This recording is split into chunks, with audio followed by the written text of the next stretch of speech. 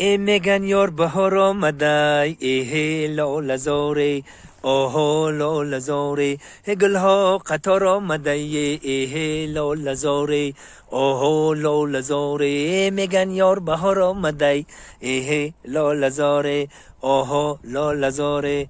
بوی بهار، البته این بهار خجسته پای به هر یکی شما دوستان عزیز مبارکباد میگم. پناه همت به خدای پاک.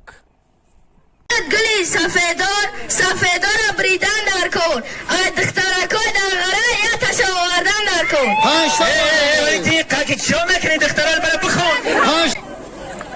گل بالای مرسدس اخدم نست مرسدس اکم ای تازرون نشنگم ینگم مگا گزاجی اکم مگا کناجم.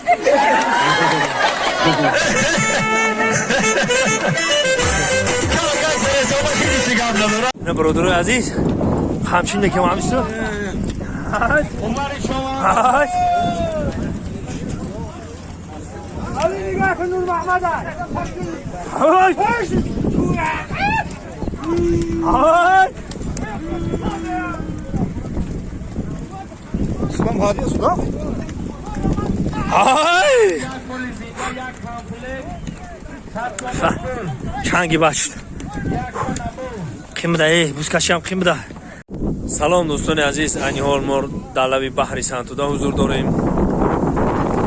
بحر سنتودا خیلی همه شما رو ما بیایید میگم لبی بحر سنتودا. ما مردم سنتودا میمون نواز هستیم. بیایید خوش آمدین.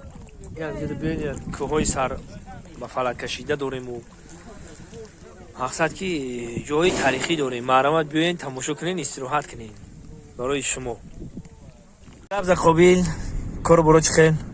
بسیار نرماله که صورت شو نرمال ایت نوروز ایت نوروز آمد.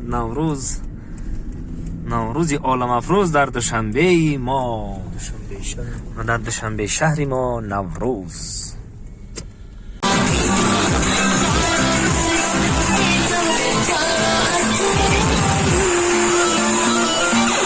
بحری جوانان یا بارگاه نوروز مبارک شود. بحری همه برای همه جوانان حاضر و کسی که عاشق است